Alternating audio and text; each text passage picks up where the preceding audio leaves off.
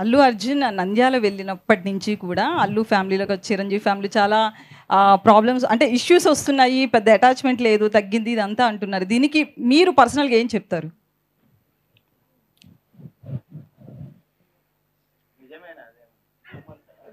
అంటే ఇందాక ఒక దానికి మీరు క్లారిటీ ఇచ్చారు కదా, అదంతా రూమర్ అని చెప్పి గడ్డం గురించి. సో ఇది కూడా అట్లేదనా, రూమరా లేకపోతే నిజంగా ఉందా? ఇప్పుడు కొన్ని సందర్భాల్లో ఒక ఫ్యామిలీలో కొన్ని సిచ్యువేషన్స్ వస్తాయి. బట్ మోర్ దాన్ ఎనీథింగ్ వాళ్ళ మధ్యలో ఉన్న రిలేషన్స్ కానీ, వాళ్ళ ఫ్యామిలీలో జరిగిన సిచ్యువేషన్స్ కానీ ఇవన్నీ 20 ఇయర్స్ నుంచి చూస్తూనే ఉన్నాను నేను.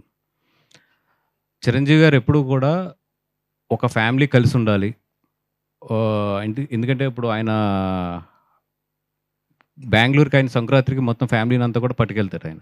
ఆయన నిజంగా పట్టుకెళ్ళినప్పుడు చాలా ఖర్చు అవుతుంది. ఎందుకంటే వీళ్ళందరూ స్టార్స్ వెళ్ళి అక్కడ ఉండటం కానీ ఇవన్నీ కూడా.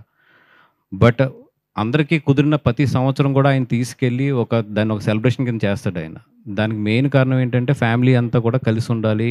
ఓకే, పిల్లలందరూ ఎదిగారు, వాళ్ళకి ఇండివిజువల్ ట్రాక్స్ ఉన్నాయి, ఎవరు ఎలా జరుగుతున్నా కూడా ఫ్యామిలీ అంతా కూడా కలిసి ఉండి వీఆర్ వన్ అనే ఒక మెసేజ్ బయట పంపించడానికి ఆయన కొన్ని సిచ్యువేషన్స్ వస్తాయి. అది వాళ్ళు ఇండివిజువల్ డెసిషన్స్ తీసుకున్నప్పుడు కొన్ని సిచ్యువేషన్స్ ఫేస్ చేయవలసి వస్తాయి ఫ్యామిలీలో.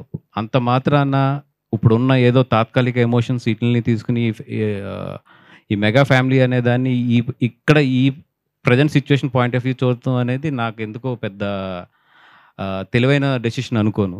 ఎందుకంటే I know them very well. వాళ్ళ బాండింగ్స్ ఎట్లా ఉంటాయి, ఒక సిచ్యువేషన్ వస్తే ఒకరికొకరు ఎలా నిలబడతారు, ఒక సిచ్యువేషన్లో ఒక సిచ్యువేషన్ చాలు ఇవన్నీ తీసేసి మీ అందరం ఒకటి అని చెప్పడానికి.